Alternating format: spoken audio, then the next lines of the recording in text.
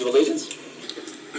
I pledge allegiance to the flag of the United States of America and to the republic for which it stands, one nation, under God, indivisible, with liberty and justice for all.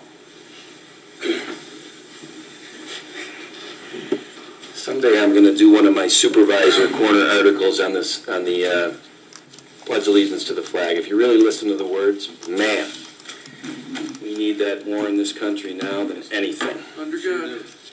Under God, Barry. Thank you. Okay. Dolly, would you do roll call, please? Supervisor Flaherty. Here. Councilwoman Cataldi. Present. Councilman Cahill. Here. Councilman Abbott. Here. Councilman Dean. Here. Town Attorney Genesi. Present. Okay, the minutes for the September 17th board meeting were distributed. I make a motion to approve them. Second. Supervisor Flaherty.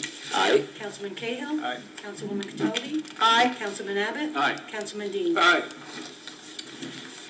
Well, nothing against the other councilmen, but I think Patty, you went through the purchase order, the bills this week? I did. Yeah, do we really need to vote on? We know Patty is pristine. She, you know. I think we should vote on them. And Go ahead. I would move that we approve the bills. All appear to be in order. So I Second. think we should pay them. Thank you, Bill. Councilwoman Cataldi. Aye. Councilman Abbott. Aye. Councilman Dean. Aye. Supervisor Flaherty. Aye. Councilman Cahill. Aye. I'd be more confident making this next motion if Patty had looked at the warrants, but I did look at them, and they are in order, and I make a motion that we pay them, submitted by the Director of Finance. Second. Supervisor Flaherty. Aye. Councilman Dean. Aye. Councilman Abbott. Aye. Councilman Cahill. Aye. Councilwoman Cataldi. Aye. Paul Adams, would you tell us a little bit about these budget transfers? Yeah, we have some budget transfers tonight. Some of the larger transactions include covering $43,000 for unemployment insurance expense. We pay when our employees are laid off, which this is the direct result of COVID in the second quarter. We pay for unemployment directly. It's not really insurance. We actually pay dollar for dollar whatever they collect. And it's kind of a typical thing for government. So we got a bill for the second quarter for about $43,000, so I had to move some money around to cover that. We had the ash tree removal contract is now underway. I had to move some funds to cover those expenditures. Highway county contracts was about $25,000 higher than we expected on the expense side because we're doing a little more work than what we had budgeted for, so I covered that. And I also did a transfer in the sewer fund to cover the cost of a consultant that we're using to be the plant operator. That money had been budgeted as a salaried item, so just basically moving it from the salary item to the consulting line. So those are the big items. And Paul, I mean, you know, we're 9 months into this year, and, you know, there's hundreds of line items on a budget. Hundreds. The net sum of what you just described is zero. It's the town is not spending more money on the No. 2020 budget. Just shifting it. Yeah. As far as the excessive cost for the highway county work, that should be offset by revenue, correct? That's correct. Okay. That's correct. If expenses are up, revenue should be up. Well, I would make a motion to approve the budget transfers as presented by Paul Adams, our Director of Finance. Second. Supervisor Flaherty. Aye. Councilman Cahill. Aye. Councilwoman Cataldi. Aye. Councilman Abbott. Aye. Councilman Dean. Aye. I'm just trying to think sequentially, because it's been in front of this board several times in the past. Paul, you might be able to best explain where we're at with this next resolution. Yeah, I think toward the end of August, we got an estimate from our engineers in regard to doing improvements at the Clem Road and Fawnwood pump stations. And it came in at about $860,000. And so the board had decided that the best way to fund this capital project is through the Sewer Capital Reserve Fund. So I'm simply asking for a resolution to authorize that the funds be utilized from the Sewer Capital Reserve Fund for $860,000. And obviously, this will then tie in, I think, to the next resolution that's on our agenda tonight. But I make a motion to transfer up to $860,000 from the sewer fund capital reserve to fund the repairs and upgrades to the Clem Road and Fawnwood Drive pump stations, capital project 80222. Second? Supervisor Flaherty? Aye. Councilman Abbott? Aye. Councilman Dean? Aye. Councilman Cahill? Aye. Councilwoman Cataldi? Aye.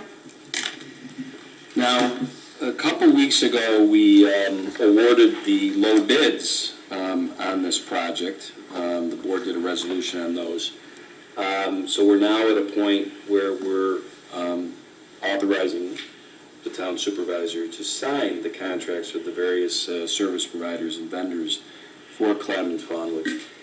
I gotta say, I'm a little bit old school. I don't like to sign contracts without an attorney. And this is a visual thing. All these are the contracts, and Charlie, I saw that you have looked and signed off on a few of these things. Yes.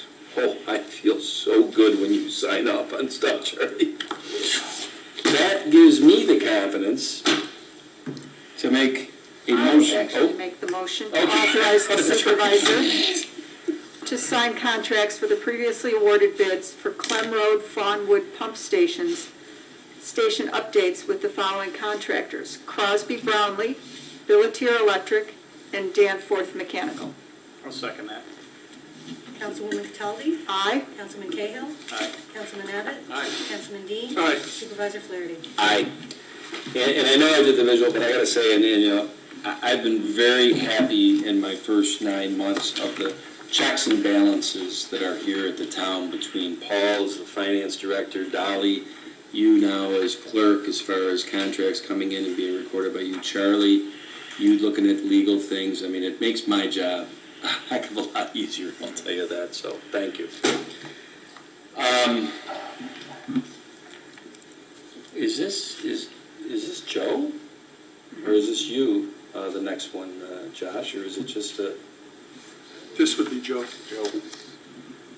Well, you know what then, in the absence of Joe, I mean, you can take the boy out of the highway department, but you can't take the highway department out of the boy, so. Barry, can you explain to us what we're doing here? We're placing traffic control devices by the county of Monroe, and it's going to go into our code. And it's just, it's getting our blessing for different stop signs. That's all. It's just stop signs at each of these intersections, and we're just giving it our blessing. Yeah, I don't want to minimize this. It's a bit of a, kind of a rubber stamp type It of is. thing. I mean, if people should Definitely. be happy, this is. But we have to have a resolution to Sure. do so. Sure. Right.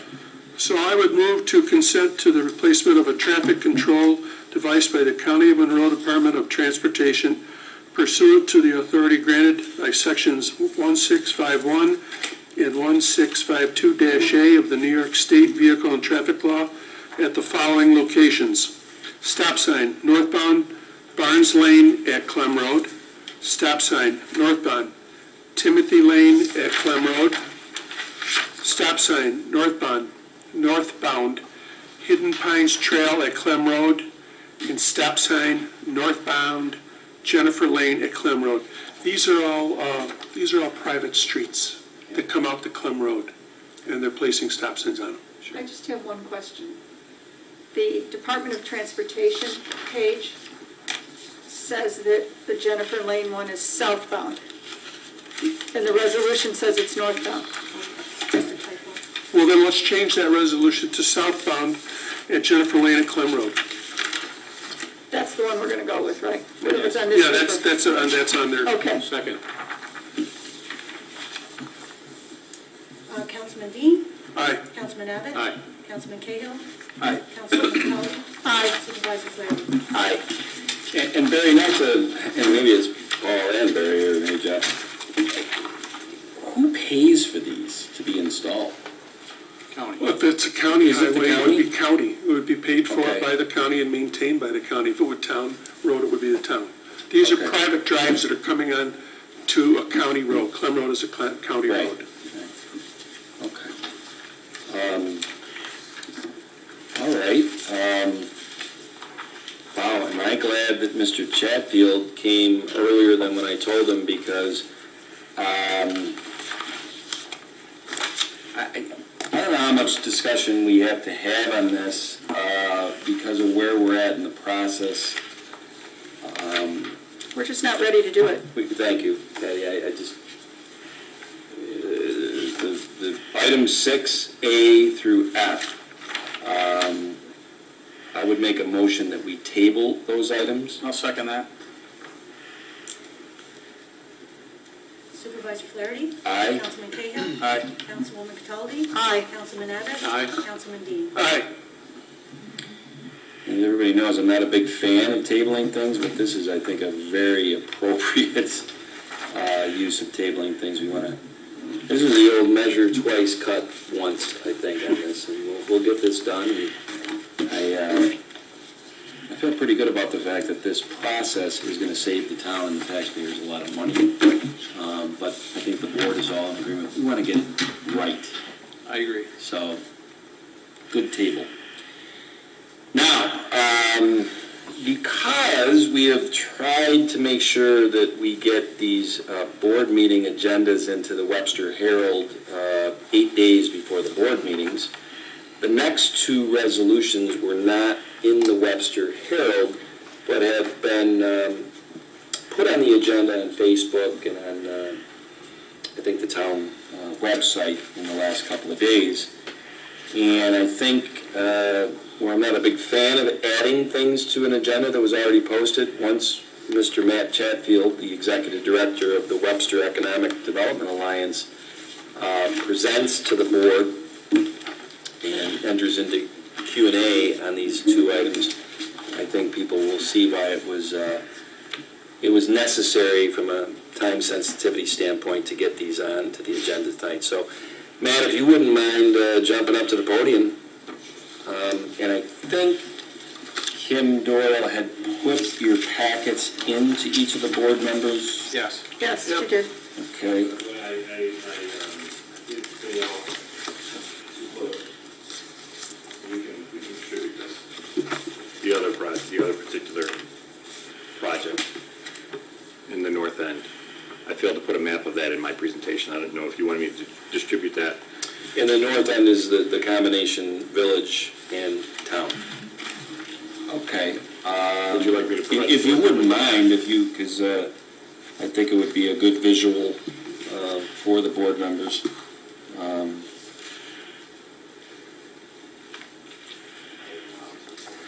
Yes. Thanks, Matt. Long day, huh, Matt? Hi, Matt. Very long, sir, very long. Thanks, man. Matt and I had coffee at 7:30 at the WIDA monthly board meeting, 7:30 this morning. Luckily, he's young. Is this working? Can you hear me? Yep. Okay, good. All right, well, are we ready for me to begin Yes. my dog and pony show? Yeah. Great, thank you. Thank you for the time this evening. Again, Matt Chatfield, Executive Director of the Webster Economic Development Alliance. It is our Webster Local Development Corporation charged with coordinating economic development on behalf of the Webster community at large, the broader community, town, village, school district, chamber of commerce, and then in the village, the business improvement district. And one of the things that we are charged with is identifying potential funding sources through the state and local means, and identifying opportunities for those funding sources to be spent here locally. And annually, the Genesee Transportation Council puts out a call for transportation planning projects. So these funds are transportation funds that flow from the federal government to the Genesee Transportation Council, which is charged with a 9-county region and it distributes those transportation dollars, those federal transportation dollars here locally. Some of the money, the majority of it, goes towards transportation improvements, physical improvements to infrastructure. There's a small component of that that annually gets set aside for transportation planning grants that prepare projects to move from concept phase to construction, to engineering and construction. And in the past, the Alliance has been successful. For example, this was the genesis of the North Avenue Connector project in the Village of Webster. A circulation, accessibility, and parking study was applied for and awarded back in 2012. The Alliance obtained that funding for the village. The planning study was conducted, and then 2 years later, we were able to apply for federal transportation dollars to construct those improvements. So it's a logical step, and this is just part of that program. So this year, the call for projects came out on September 11th, barely 3 weeks ago. We have until October 16th to actually submit an application. So it's very rare that you can pull something off in that short period of time. However, I think we have a couple good projects that have been identified here locally. And the one that I want to talk about tonight ends up being in the town of Webster and the West End District. So, but just to go quickly and tell you more about the program itself on your packet, page 2. The Unified Planning Work Program provides federal funds for transportation planning projects. $900,000 this year is available, and it's very competitive. Typically $1.2 to $1.3 million of projects are submitted. So not every project that gets submitted is awarded. And typically, to be honest, Monroe County communities don't often get favor with these planning programs. It's very much curried favor in the past to municipalities in the southern tier or municipalities that are outside Monroe County that probably would not be able to undertake such a project on their own absent the assistance from the Genesee Transportation Council. But that being said, I think we have a very good opportunity based on the projects that we've identified here locally to submit. So the program is not physical improvements. The GCC offers planning funds to plan physical improvements, but these planning funds are strictly for studies. They are, and not even for engineering. So this is not for design. This is strictly for planning studies, conceptual studies. But it also conducts, can be for studies that are related to the connection between transportation and land use, because those two things are very much connected. If you look, for instance, the Ridge Road corridor, the land uses that take place on there have a direct impact on the transportation network, right? So Genesee Transportation Council recognizes the direct correlation between land use and transportation and provides planning funds for communities to study that. So it's not just for planning roadway improvements as much as it could be for planning changes to the land use pattern. If the town wanted to contemplate changes to its zoning code, it could do so in small areas, targeted areas, via this source of funds. Now, it's not going to fund an entire comp plan update, but for targeted areas that have a direct correlation with transportation infrastructure, that is a viable use of these dollars. Okay? So, and we'll go through the benefits of a UPWP project. So there is a robust public participation requirement as part of the funds. So there needs to be a significant number of public meetings and outreach to the community regarding the planning studies that are being undertaken. So it's not something that could be conducted behind the scenes internally or administratively. This is something that does need to be conducted out in the open, in the public purview, with public involvement in mind. So it's not as if these plans could be conducted here in the office. The funds would have to be spent out in the public. The outcomes can be part of your comprehensive plan, like I just said.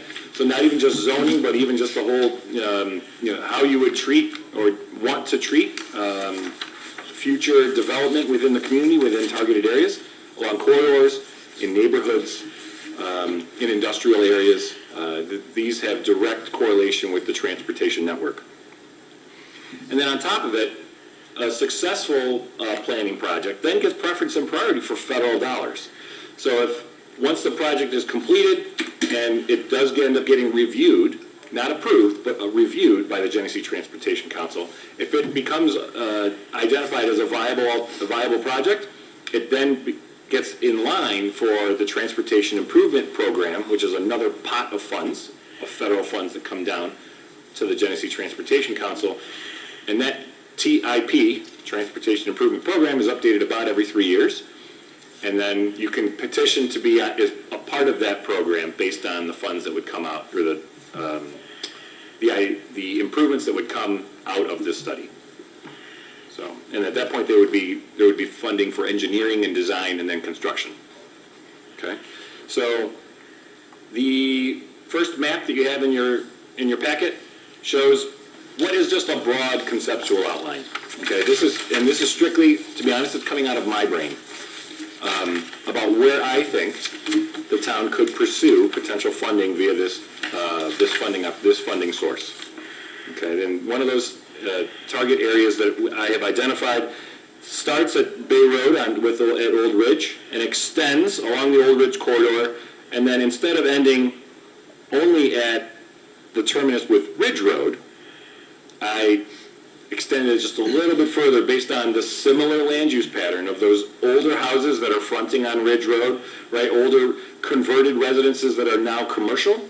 That pattern extends pretty well solidly to Hatch, and then it kind of ends based on the development pattern that's taken place east of Hatch.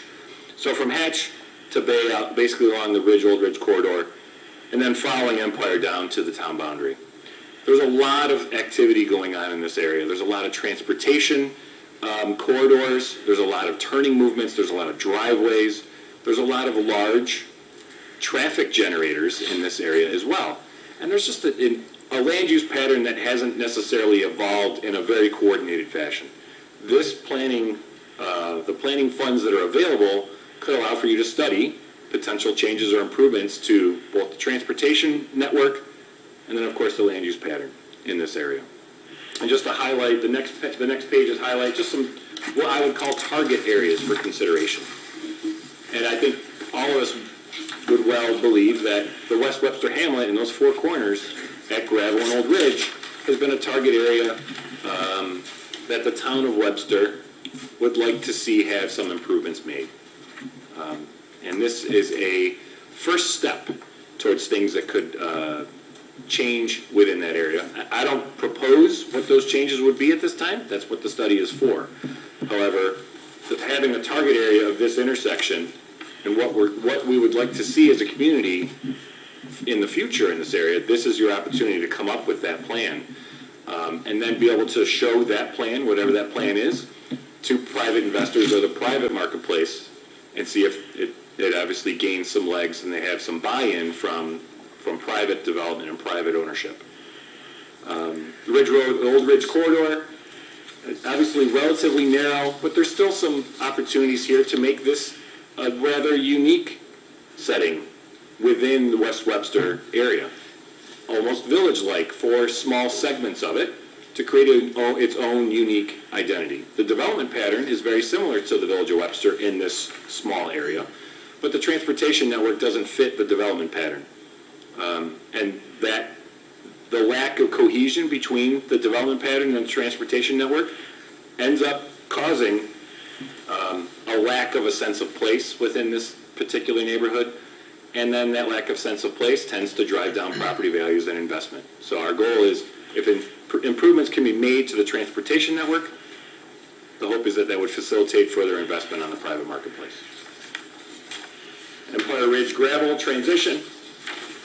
Kind of a weird spot within the community, right? We're leaving Ridge Road and then we come into larger development. We have a bowling alley, we have a movie theater, we have a hotel, we have a strip center that's sort of, in an awkward location, and then we have some other small, what we would call legacy development on that Empire Boulevard corridor across from the bowling alley. So there's a lot of turning movements here, there's a lot of activity, and there's, a lack of safety in many regards. And I think we witnessed that earlier this year. So there's a lot of reason for people that would want to come down here on a regular basis, but it's not safe at all for pedestrians and bicyclists to traverse this area.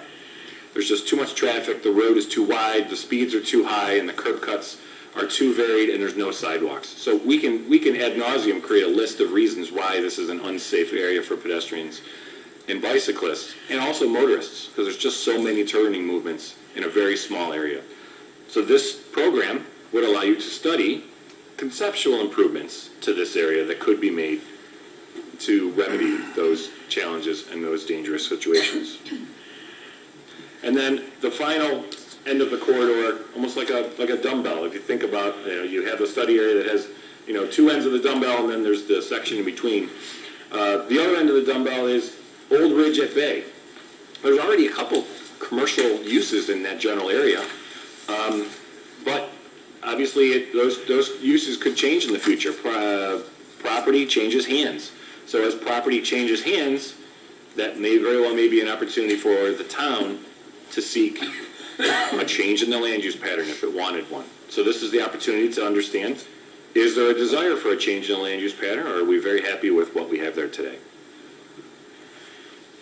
So the funding criteria are that typically projects run about $100,000. Sometimes they'll award $150,000, but for studies of this magnitude, it's typically in that range of $90,000 to $100,000.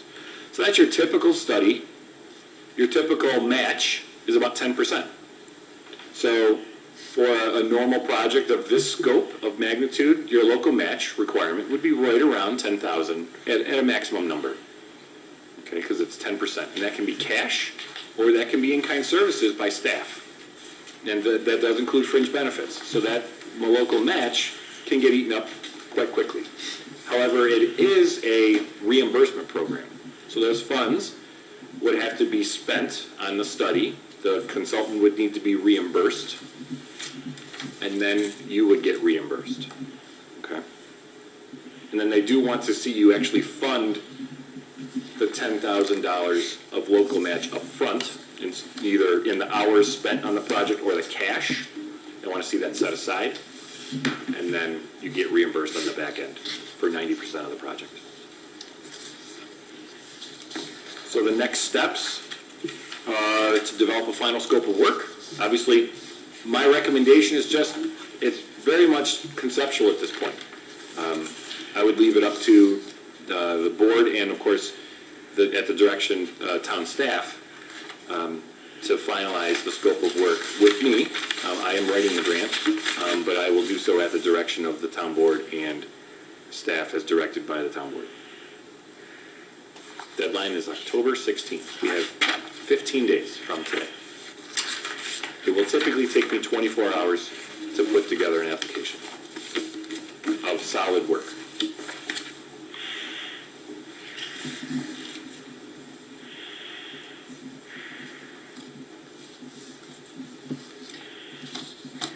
Do you want to roll right into the other one on North End, or do you want to? Sure. I'd be happy to. I mean, I can answer questions on this, or I can go right into the one that the village is contemplating as well. There are two separate resolutions. They are. There are two separate resolutions, but I mean, I think it's important for the board to understand from what Matt has told me, it's impossible that we would get both of these grants awarded to us. Correct. So, I think that's They are important. competing against one another, just as much as they're competing against everybody else in the 9-county region. And it's interesting, and I'll just say that, the fact that, I don't know if this is usual that they give you 35 days. This is dated September 11th that you got this, and now they want the bid, or your grant in by October 16th. That's a tight time frame. And it's by design. They want it to be something that's already been relatively thought out. That being said, I have enough experience that I feel comfortable putting together an application and doing so and getting the process started. It's worth a shot. Yeah. And when Matt contacted me last week on this, I mean, in layman terms, if we could put ourselves as a community in a position to get $100,000 of grant money, and it might cost the town $10,000. I thought that was worth us really looking at seriously. And that's why, with this short time frame, Just Here it remember is. that we're gonna have to put up the $100,000 Yes, sir. yes. and get it reimbursed by the state of New York, which, Well, it's not it is Genesee, the Genesee Transportation excuse me, Council. federal. And the great part about this particular program, as it were, is that GTC would prefer that they be the project manager. They would prefer that because they can assure timely access to the funds. So obviously, they would prefer to be the one that interfaces with, on the budgetary side, and manages that aspect of it, so that reimbursement can happen relatively quickly. And I do believe that there is,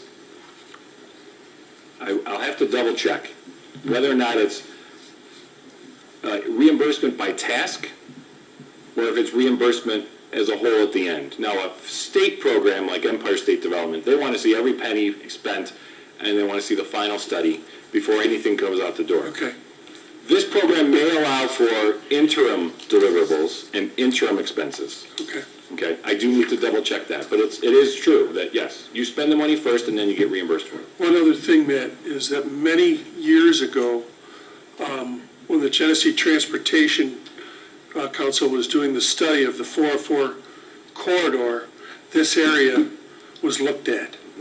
And they might have some information, they might have some notes on what they determined to do in there. I think a lot of it went by the wayside because of cost and because of right-of-way, and it would have involved possibly some purchase of private property, but they have some information on this right here. Right, yeah, the 404 court, that would have been 06, 08? It would have been before '08. At least, right? I would say around '06. Yeah.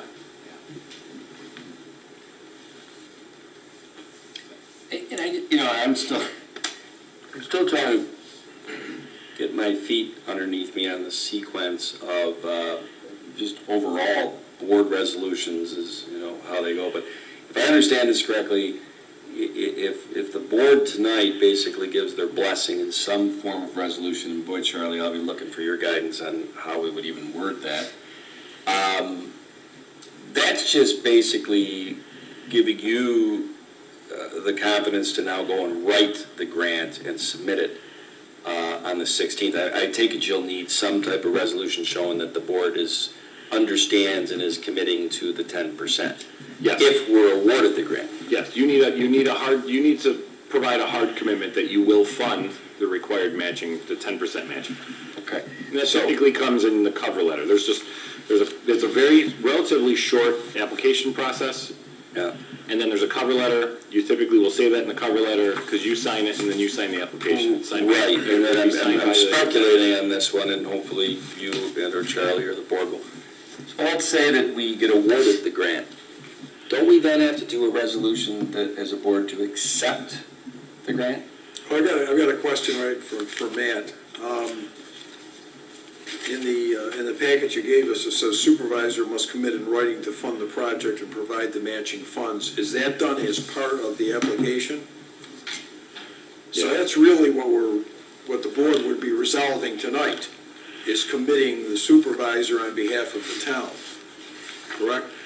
So if we submit, in other words, I guess what I'm saying is if we submit, or if you submit the application, if the board agrees to have you submit the application, basically what the town board is saying is we're going to commit, upon this application, part of what we're doing is committing to expend the funds.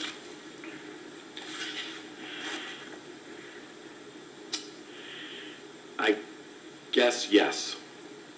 I mean, you technically are not entering into a contract. Right. But yes. I So would say that's a fair. It's a letter of intent effectively, or, yeah. Correct. Not exactly a contract per se, because we haven't gotten anything in return, but we're basically saying, this is what we're agreeing to. If you give us the grant, we are agreeing in advance, and therefore there's... Correct, and what they do want they want to avoid communities not having the commitment of funds up front. They don't want to have a community put forth a great project that even, ultimately, they can't even afford the 10%. Correct. Because That's really what they want. They want an assurance that the town is committing its resources. Correct. Okay. Yes, sir. Does the board understand that? Yes. Yes. For what we have to discuss now is where would we get the money from? Where would the money come from if this grant was awarded to us? Where do we get the money from? Bonded or surplus? Paul? Yeah, I mean, it would, if it's going to be probably a year down the road anyway, right? Funding would be awarded, funds would not be able to be expended prior to April 1 of 2021. And at that point, the federal funding would be available. At that point, you would, seek an RFP to hire a consultant. That would take some time. By the time the consultant is hired, the project is beginning. It's likely July or August at the earliest, and then at least a 12-month period from there. So you likely could, you could very much do this over 2 budget cycles. You would have a 2021 and a 2022 component. Yeah, if we don't identify funds in the 21 budget specifically for this, then it would either come from fund balance or from contingency. We do budget contingency in general fund. It could come from that. Okay. And all along those lines, as we're about to venture into the public hearing on October 15th about our tentative budget as we move toward the final budget, as an accountant, I'm trying to think, we don't even know if we're going to get awarded this grant. We're applying for it. Correct. Yeah. So would we put anything in the 2021 budget for this? I probably wouldn't. Yeah. The whole thing is contingent, so. Yeah. And to your point, Charlie, is a letter of intent. I'm just using that phrase. Sure, and that's,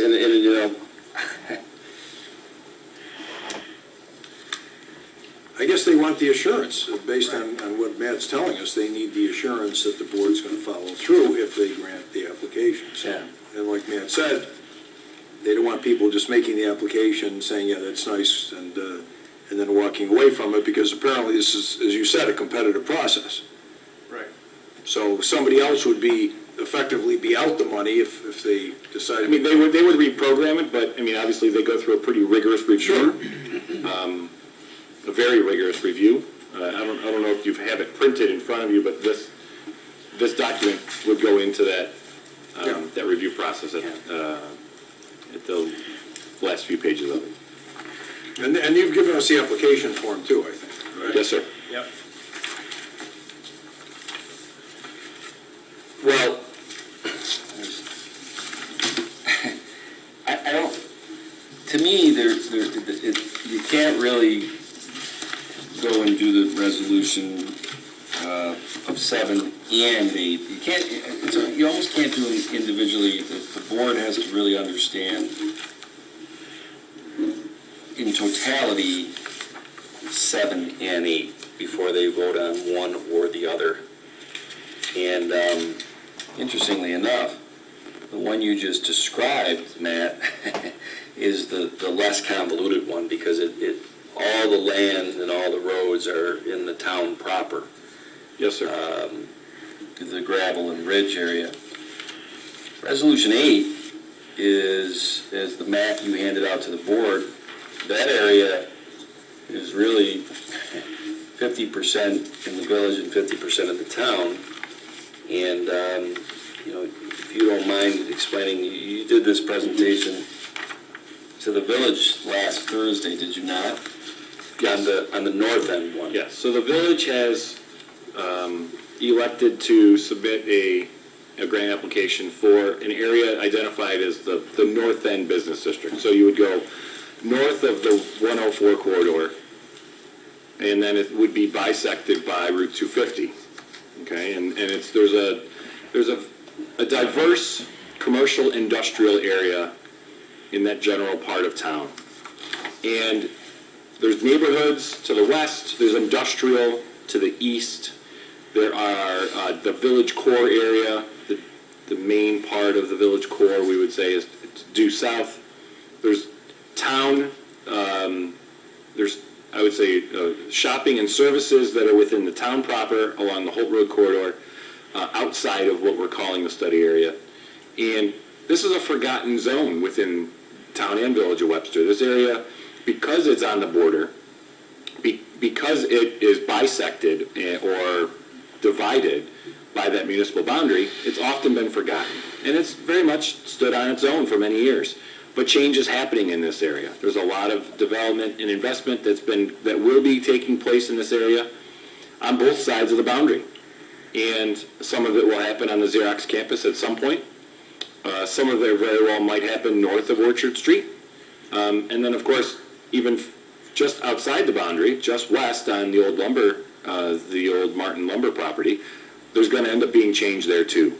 So this zone will see significant changes in the land use pattern. And as part of that, the transportation network will likely be taxed. It may not be able to keep up, or in some instances, as in Phillips Road per se, the infrastructure is already overbuilt and it doesn't meet the needs of the community in its current shape. So, overlaid on top of all of that is a robust network of trails within the community that bring people and activity and funnel them into this area along the 104 trail, along the Hojack Trail. There's the Bird Sanctuary Trail. There's the Chiota Trail. There's the trail interior to North Ponds Park, right? They're all myriad. They all exist, yet they don't really function in a uniform system. There's some connections that would likely make sense, connecting the town's recreation center with some sort of trail network down to the Hojack/104 trail. That's a logical connection that doesn't exist today. And that trail network, if enhanced, would boost the quality of life in that area, for not only for the residents that live there, but more importantly for the employees that we want to be able to attract in this area, and the businesses that we want to be able to attract and attract their investment. We want this to be a great place, not only to live, but to work, so we can attract proper employees and those businesses that are associated, and make this area thrive again. And the transportation network is very much critical to that. And if this project was to just be undertaken by the village, I think we would lose a lot of those potential connections, because the transportation network and the trail network doesn't see the town-village boundary. It doesn't exist. It's make-believe in the eyes of everybody, except the governmental functions. Otherwise, it has a great impact on the land use decisions that are being made on either side of that boundary, but in physical form, they have, that makes no sense. So coordination in this particular area, I think, would be very important. And last Thursday night at the village regular town board meeting, you presented this, and they, from what I've been told, and I haven't watched the tape, they did vote on a resolution to go after, to submit an application and go after the funds. And obviously, the boundary as drawn on that map is not a final boundary by any means. If this is something that the town wanted to coordinate on the village with, it would make all the sense in the world for town and village staff to get together and talk about that and make some logical decisions. I'm not proposing to make the final decisions. I'm just trying to propose the opportunity and push it forward. The final form of that opportunity and submission will be decided by the town and or village. Yeah. I made attempts this week to get the actual written verbiage of the village's resolution last Thursday night, and unfortunately I do not have that.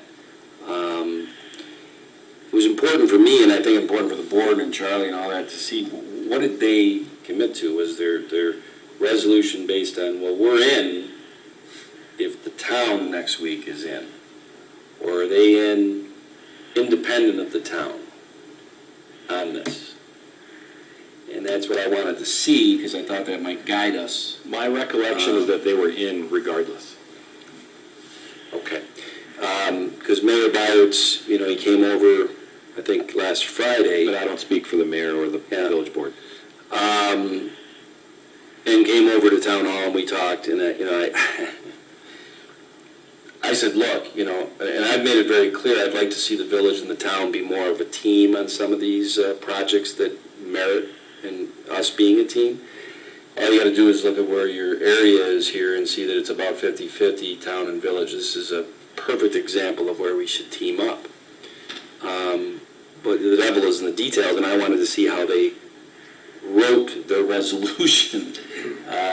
And that's, we haven't got that, but, The speed with which this is taking place Yeah.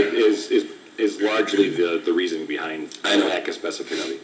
and, but Mayor Byers and I said, and look, there's an old saying, you'd rather have a handshake agreement with an honorable person than a 40-page contract with a scoundrel.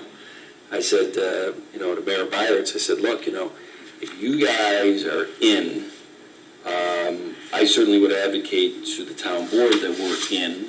And if this is a $100,000 grant that is awarded for this, it's safe to say that you're in for $5,000 and we're in for $5,000.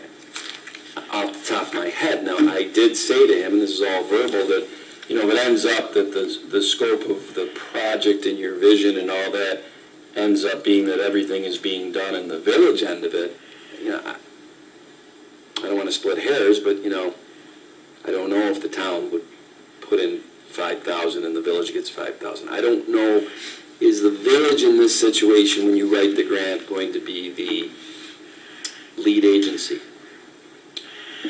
I mean, I believe it would likely be a village-led project. Mm-hmm. However, there would still need to be some negotiations between the two entities regarding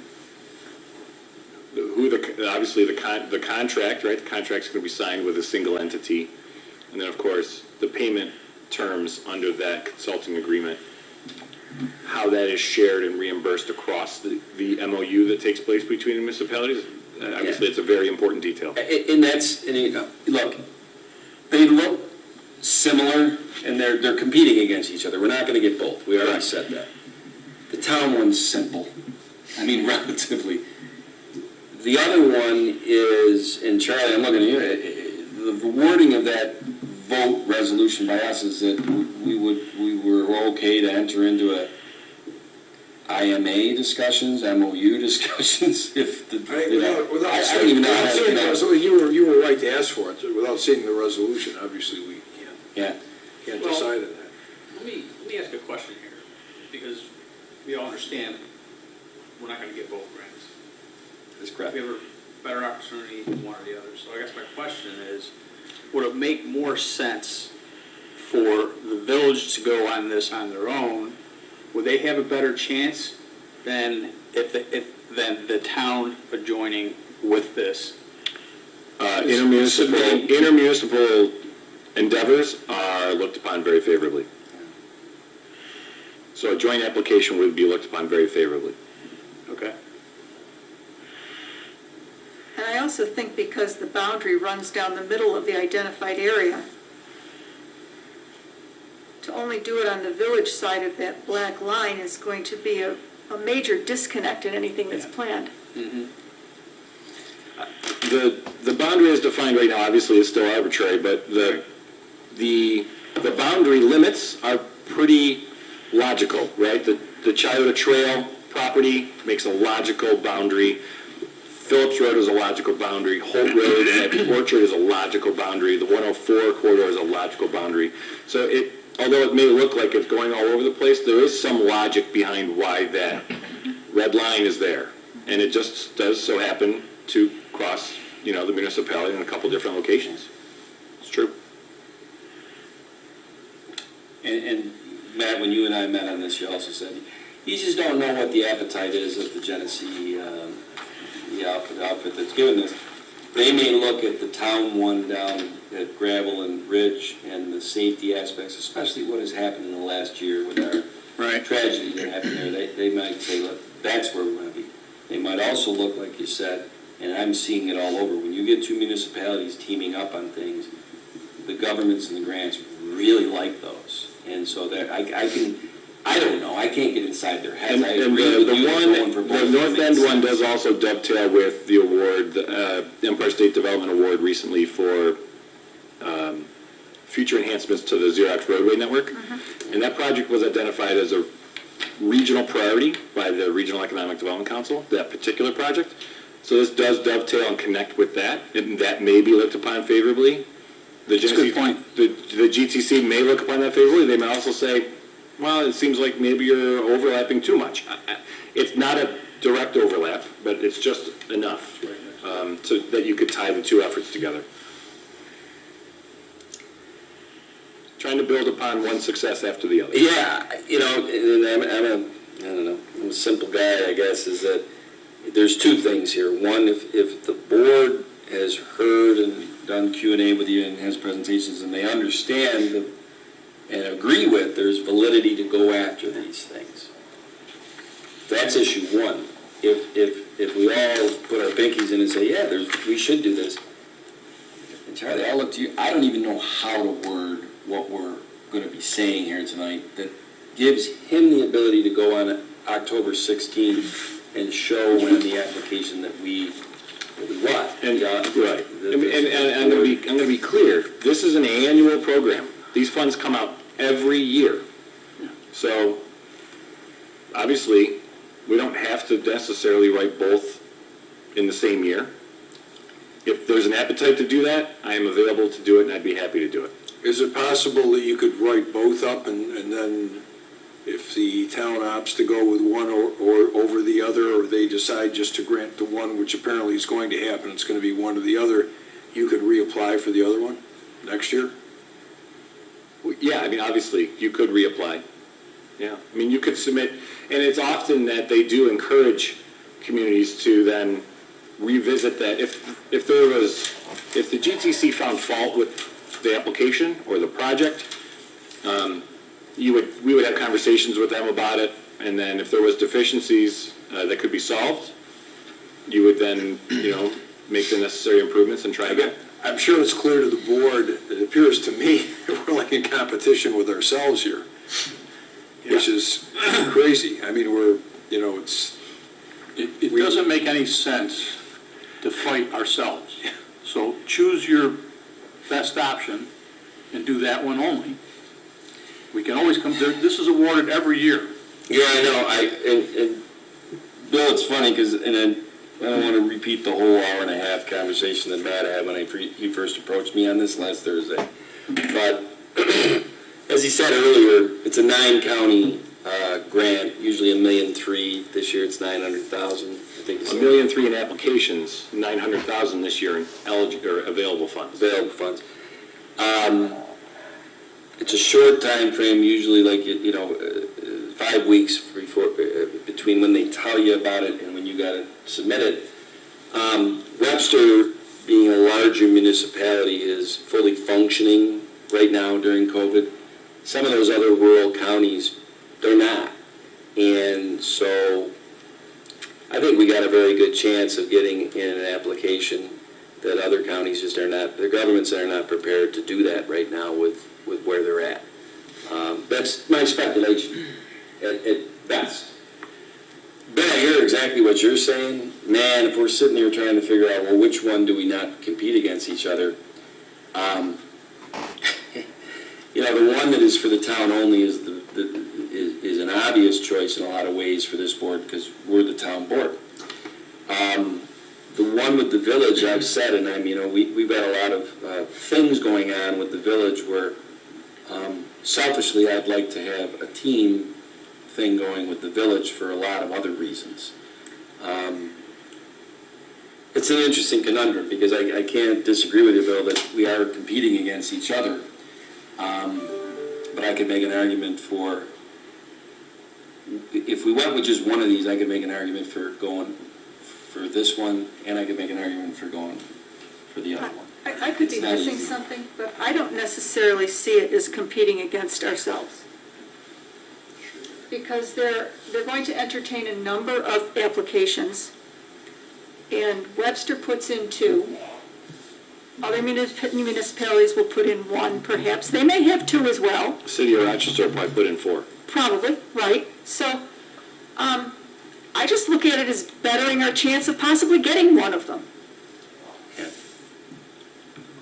But I was very happy when Matt said, in fact, Matt, Josh, and I met on this last Thursday, and I was like, it's gonna take 30 hours or whatever to write this grant, and I did not, I was like, I need to understand, well, who's spending those hours and is it costing us money?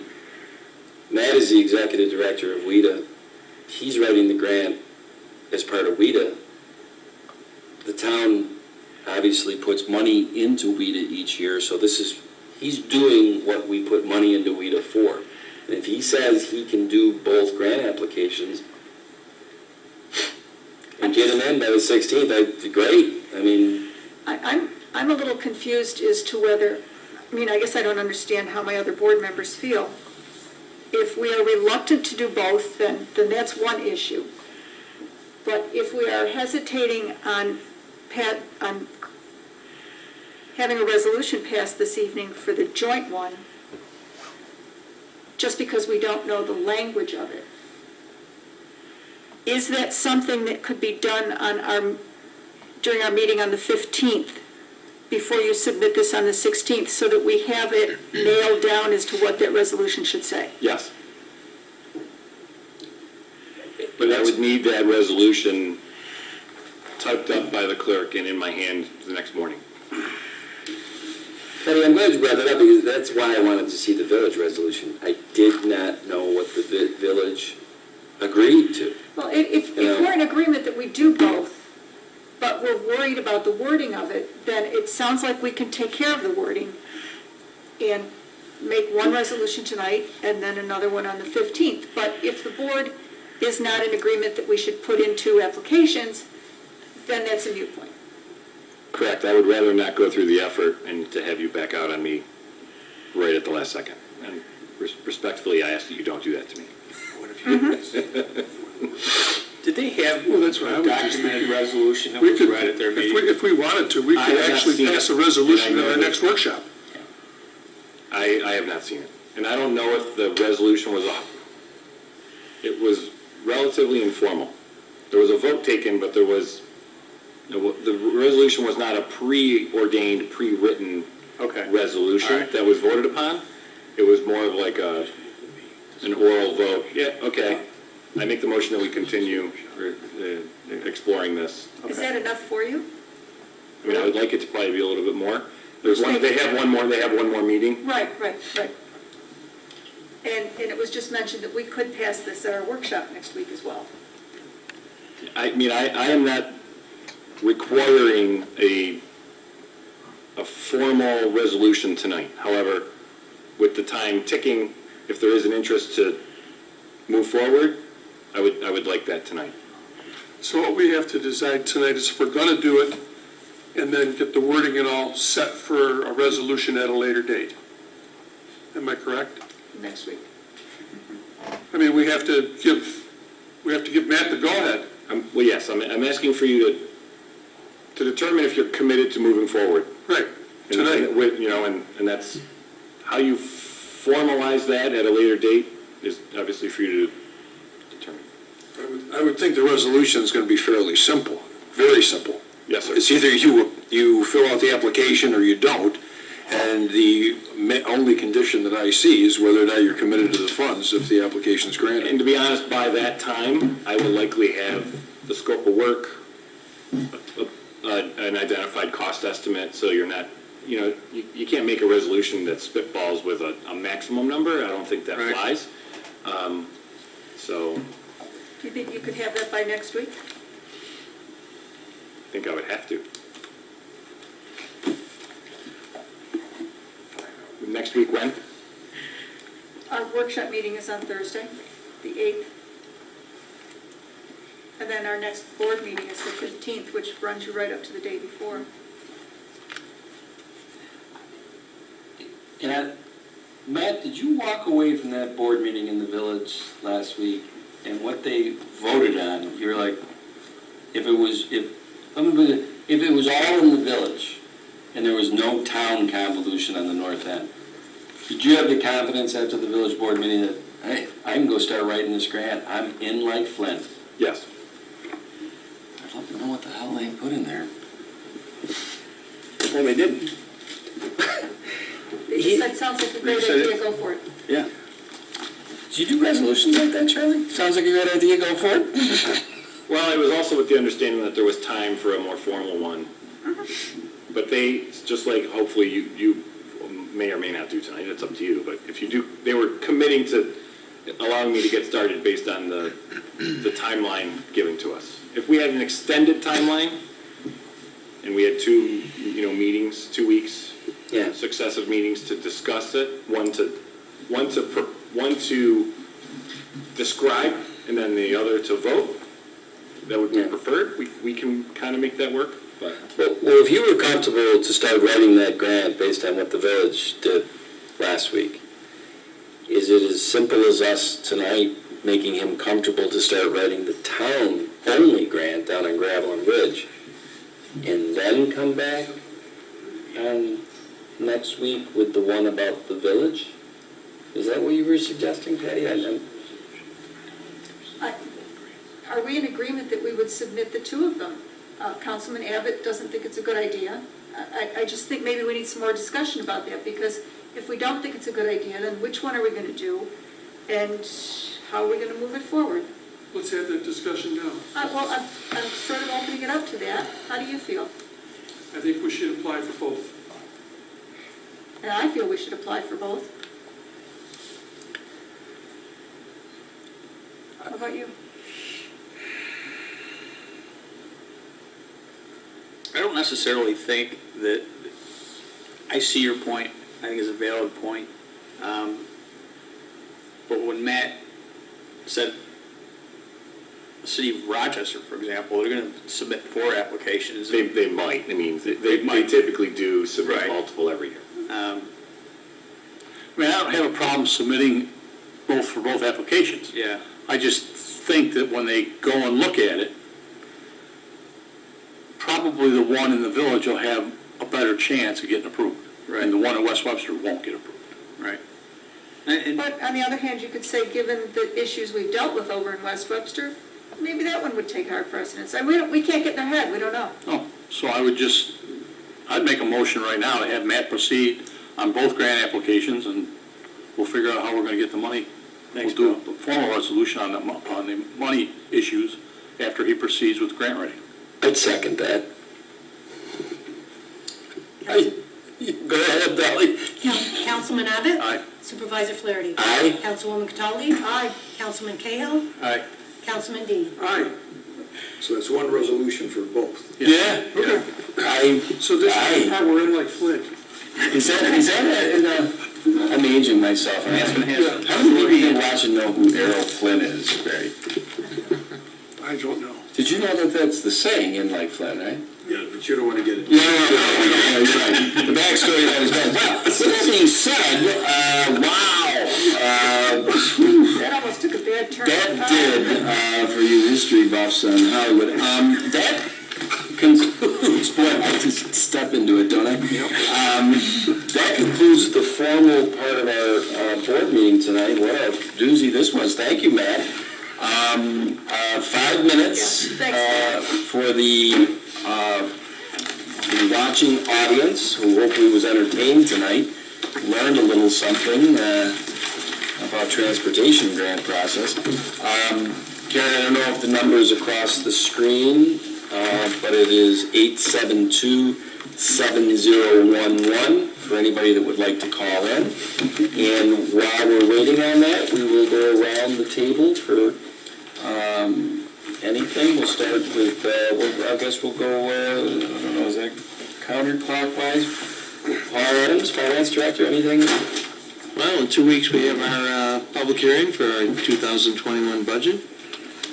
That will be televised, and the budget will appear the summary will appear in the Webster Herald with an article, and they'll appear in detail in the Newtown Times.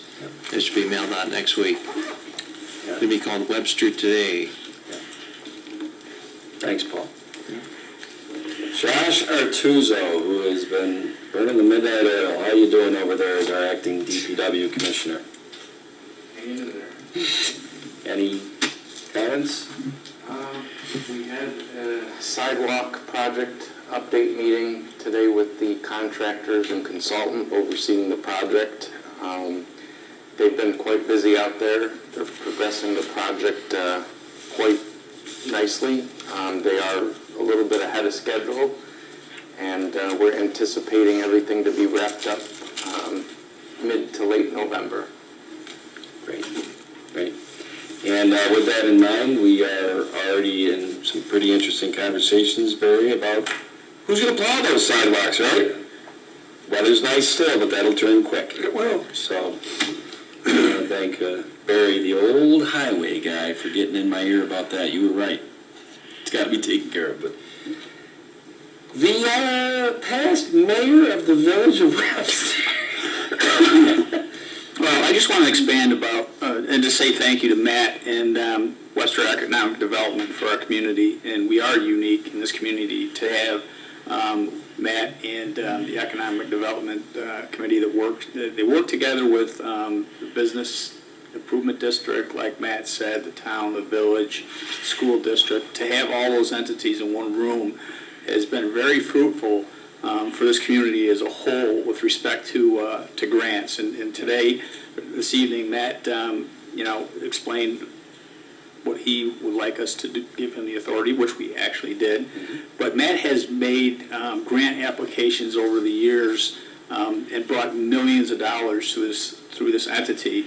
And people need to really, I just wanted to let people know that it's extremely unique to have these entities in one room. I don't think there's any communities other like this in the entire state. So you get these entities in one room working together towards a common goal. As the school district says, one Webster. We're very, very fortunate as a community. So Matt, thank you. Deputy Supervisor Cataldi.